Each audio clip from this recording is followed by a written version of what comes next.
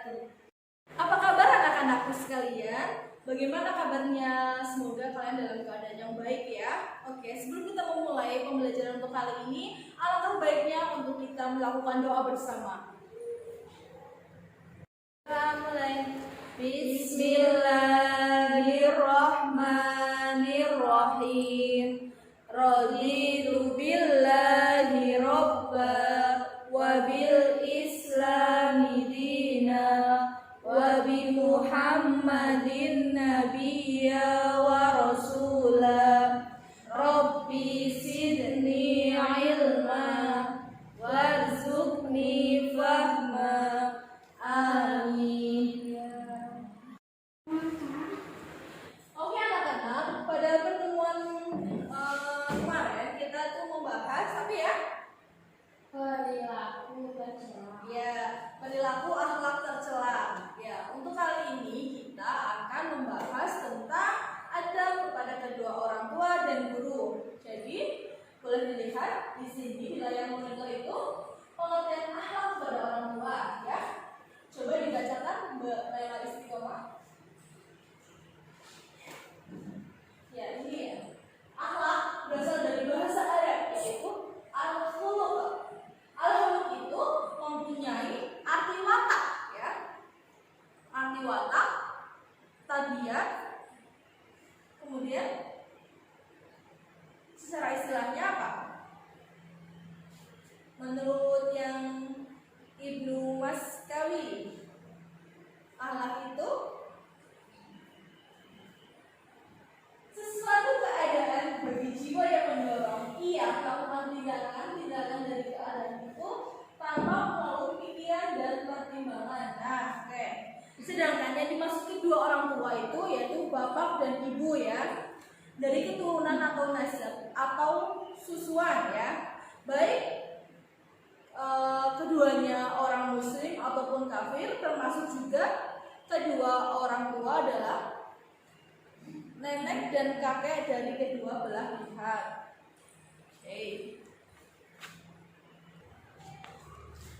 Jadi dapat disimpulkan akhlak pada orang tua itu menghormati dan menyayangi mereka berdua ya, dengan sopan dan santun dan berbakti kepada keduanya dalam keadaan hidup dan dalam keadaan sudah meninggal dunia.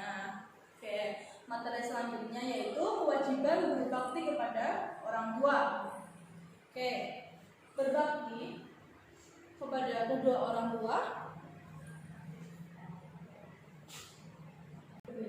Ya, berbakti menurut Albir itu adalah kata yang mencakup kebaikan dunia dan akhirat. Berbakti kepada kedua orang tua adalah dengan berbaik kepada keduanya, memenuhi hak-hak keduanya dan mentaati keduanya. Ya, Allah Subhanahu wa taala berfirman yang terdapat pada surat Al-Isra ayat 23 yang bunyinya apa Mbak Naili? Aksana wabil walidaini. Ya, yang artinya apa ya Mbak Laila Istiqomah? Dan berbuat baiklah kepada kedua orang tua. Ya, bisa dilihat ya. Oke, kita selanjutnya akan membahas yang contoh berbakti kepada orang tua. Nah, bisa dilihat beberapa contoh sikap dan patuh kepada orang tua. Tolong disebutkan ya Mbak Laila Istiqomah. Yang pertama apa? Memperhatikan apabila dinasihati. Ya, yang kedua, Rajin sholat dan belajar untuk memenuhi harapannya. yang ketiga, Berusaha membantu sesuai dengan kemampuan kita. ya selanjutnya Mbak Naili. Tidak mengatakan atau meminta-minta. Kemudian, Mendoakannya ketika sholat. ya, Mendengarkan ketika dinasihati. yang terakhir. Berjabat tangan ketika pagi dan sore. Ya, jadi tadi itu adalah contoh dari berbakti kepada kedua orang tua ya. Tidak boleh mengatakan kalau misal kalian disuruh sama ibu bapak, oh tidak boleh nggak mau begitu, itu nggak boleh ya. Harus nurut ya selama itu untuk kebaikan ya. Oke, selanjutnya adab terhadap guru.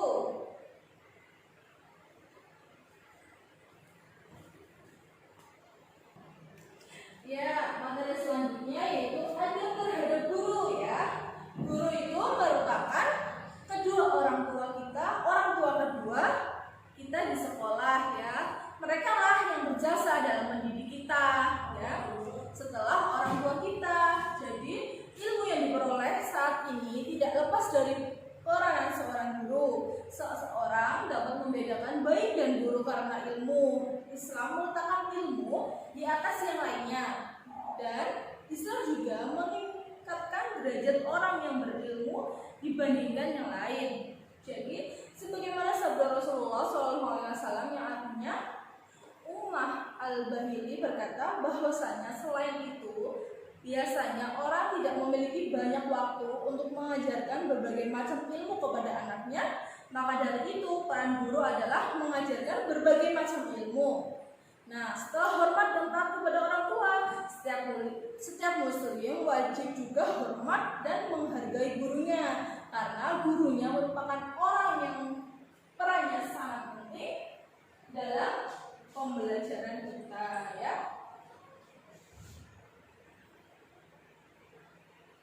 Jadi, orang yang berilmu itu tidaklah pandai, begitu pula tanpa proses belajar. Nah, ya, proses belajar bisa dilakukan secara formal maupun non formal, ya. Proses belajar biasanya membutuhkan pembina yang biasa disebut guru, ya, yang mempunyai andil besar dalam proses belajar. Jadi, guru itu akan membukakan pintu-pintu ilmu dengan berbagai macam proses, ya, yang menunjukkan bila kita itu salah agar tidak tergelincir pada kekeliruan. Hendaknya orang yang sedang belajar dan berilmu itu bersikap baik terhadap guru. Nah, di sini ada cara dapat dilakukan untuk menghormati guru. Yang pertama, yuk Mbak Naili, Mengucapkan salam saat bertemu dan menjawab salam ketika guru memberi salam. ya. Kemudian Berbicara dengan santun, tidak berteriak-teriak dan memotong pembicaraannya. ya. Kemudian Mbak, yuk lanjutkan Mbak. Mengerjakan tugas atau pekerjaan rumah dengan jujur dan amanah. Ya. Memperhatikan penjelasan guru saat guru menjelaskan dan tidak mengganggu teman yang sedang memperhatikan penjelasan guru. Tidak berjalan di depannya atau membelakanginya. Tidak duduk di depannya. Iya. Guru. Jadi cara yang dapat kita lakukan untuk menghormatinya itu, yang pertama adalah mengucapkan salam ketika bertemu, maupun di dalam sekolah ataupun di luar sekolah. Jadi kalian bisa mengucapkan salam atau menjabat tangannya, ya. Itu selanjutnya yang kedua, berbicara dengan santun, ya. Jadi kita itu tidak boleh berbicara kepada guru itu disamakan kepada teman, gitu. Jadi harus ada sopan santunnya, gitu, ya. Selanjutnya, mengerjakan tugas atau pekerjaan rumah dengan jujur dan amanah. Nah, ini sering terjadi di lingkungan, ya, lingkungan sekolah, ya. Jadi ada PR, tapi lupa tidak mengerjakan, atau sengaja tidak mengerjakan, nanti mengerjakannya waktu pagi di sekolah untuk mencontek. Itu tidak benar, ya.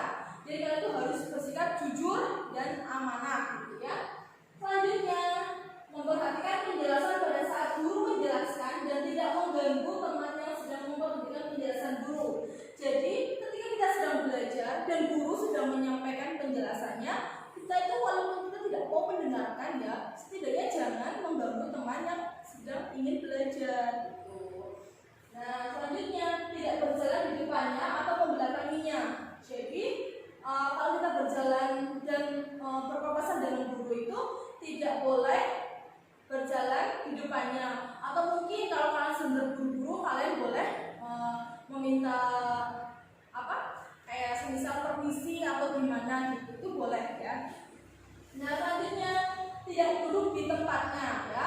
Ini sering terjadi, ya, karena biasanya itu siswa itu sering kayak duduk di tempat guru, gitu, ya. Itu tidak boleh, itu tidak boleh, ya, dilakukan. Jadi harus diingat, ini yang cara yang dapat dilakukan atau untuk menghormati seorang guru itu. Oke. Yang selanjutnya itu manfaat hormat dan patuh kepada orang tua dan guru. Bisa dibacakan, ya, Mbak? Yuk, Mbak Isti. Manfaat hormat dan patuh terhadap orang tua dan guru. Semakin mendekatkan diri kepada surga. Disayangi Allah SWT dan Rasulullah SAW. dijauhkan dari api neraka, dicintai dan disayangi orang tua dan guru, menjadikan orang lain hormat, menunjukkan kewibawaan. Ya, jadi manfaatnya ini ya semakin mendekatkan diri kepada surga ya. Jadi kita itu menabung amal di dunia untuk kelak dipanenkan ya ibaratnya di surga. Nah, disayang Allah dan Rasulullah ya, karena kita berbuat baik ya, itu pasti akan disayang Allah dan mendapatkan pahala tentunya ya. Kemudian dijauhkan dari api neraka, itu jelas karena kita menanamkan sebuah kebaikan gitu. Dan dicintai dan disayangi orang tua dan guru, menjadikan orang lain itu hormat ya. Nah, kalau kita ingin dihormati oleh orang lain, ya kita harus menghormati juga kepada orang lain juga ya. Nah, kemudian menumbuhkan kewibawaan ya. Kalau kita itu hormat, pasti kita mempunyai kewibawaan di mata orang lain. Jadi hanya itu yang bisa ibu sampaikan materinya. Jadi nanti ibu buat sebuah kelompok ya. Nanti kalian itu seperti menyimpulkan atau meresum, nanti dipresentasikan di depan atas hasil resuman kalian semua ya. Oke, untuk tugasnya Mbak Naila itu kelompok 1, Mbak Isti itu kelompok 2. Jadi nanti kalian mendemonstrasikannya di depan, membacakannya di depan teman-teman semuanya. Kesimpulan dari kelompok Ya, bagaimana anak-anak? Sudah? Ya, boleh nanti dipresentasikan atau dibacakan oleh Mbak Isti terlebih dahulu atau Mbak Naila terlebih dahulu ya. Nanti Ibu akan menyimaknya. Jadi nanti Ibu akan menggabungkan semuanya di kesimpulannya ya. Oke. Ya, jadi kesimpulan dari kelompok saya mengenai adab kepada orang tua dan guru. Yang pertama, adab kepada orang tua berarti sopan, santun, akhlak, budi pekerti kepada kedua orang tua, ayah dan ibu. Adab ini tidak hanya berlaku kepada orang tua saja, tetapi juga ke guru-guru kita. Yang kedua, memiliki adab kepada orang tua dan guru adalah wajib hukumnya. Yang ketiga, adab kepada orang tua lain adalah tidak berkata kepada keduanya, tidak berbuat dan berkata keras, rendah diri di hadapan keduanya, mendoakan baik ketika masih hidup atau sudah meninggal, dan lain-lainnya. Dan yang keempat, sebutan guru adalah bagi siapa saja yang mampu memberikan pengertian, pembelajaran, pelatihan, atau suatu arahan dari suatu hal. Dan yang terakhir, adab kepada guru adalah antara lain mematuhi dan menaati nasihat-nasihatnya secara ikhlas, senantiasa hormat dan bersikap sopan santun baik perkataan ataupun perbuatan, menjaga nama baiknya dan tidak menceritakan kekurangannya terhadap orang lain. Dari kelompok saya, terima kasih. Wassalamualaikum warahmatullahi wabarakatuh. Nah, jadi tadi itu resuman atau rangkuman yang sudah Ibu sampaikan yang diresum oleh Mbak Laila Istiqomah, dan selanjutnya akan dipaparkan atau dibacakan oleh Mbak Naila Farihatul Hidayah. Assalamualaikum warahmatullahi wabarakatuh. Jadi kesimpulan dari kelompok saya, akhlak terhadap orang tua merupakan akhlak yang sangat penting, hingga dosa dari berbuat durhaka kepada orang tua berada di tingkat kedua setelah dosa menyekutukan Allah. Ibu merupakan orang tua yang wajib kita hormati atas apa yang telah beliau berikan kepada kita dari mengandung selama sekitar 9 bulan, 10 hari hingga sekarang. Penerapan dalam akhlak menghormati orang tua sangat diperlukan, karena itu merupakan kewajiban kita sebagai seorang muslim. Cara menghormati orang tua yang masih hidup dapat dimulai dari hal-hal yang kecil, contohnya berbakti dengan melaksanakan nasihat dan perintah yang baik dari keduanya, selalu melaksanakan perintah orang tua, dan masih banyak yang lainnya. Selain kita harus hormat dan patuh terhadap orang tua kita harus hormat dan patuh terhadap guru, karena guru adalah wakil orang tua kita saat di sekolah. Mereka yang mengajari kita membaca, menulis, menghitung, dan seterusnya. Guru adalah orang yang bertanggung jawab atas kita selama di sekolah. Mereka telah mengorbankan waktu, tenaga, pikiran untuk menyampaikan ilmu kepada kita. Selain itu, biasanya orang tidak memiliki banyak waktu untuk mengajarkan berbagai macam ilmu kepada anaknya. Maka dari itu, peran guru adalah mengajarkan berbagai macam ilmu. Setelah hormat dan taat kepada orang tua, setiap muslim wajib hormat dan menghargai gurunya. Karena gurunya merupakan orang yang peranannya sangat penting dalam mendidik kita. Terima kasih. Wassalamualaikum warahmatullahi wabarakatuh.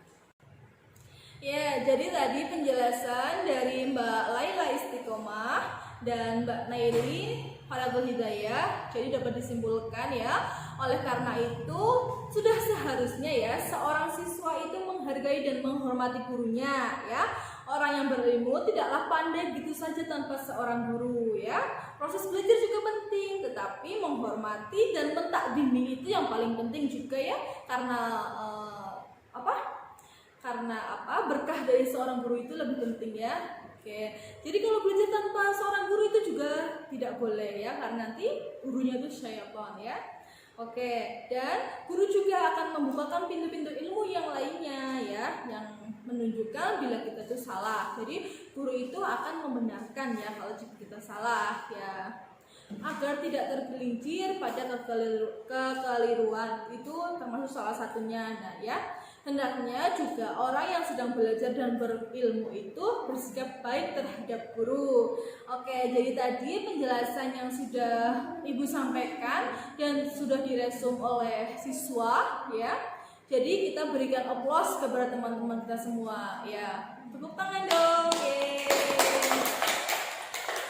Oke, sebelum Ibu tutup ya, kita membaca doa kafaratul majlis terlebih dahulu ya. Oke, nanti Ibu tutup.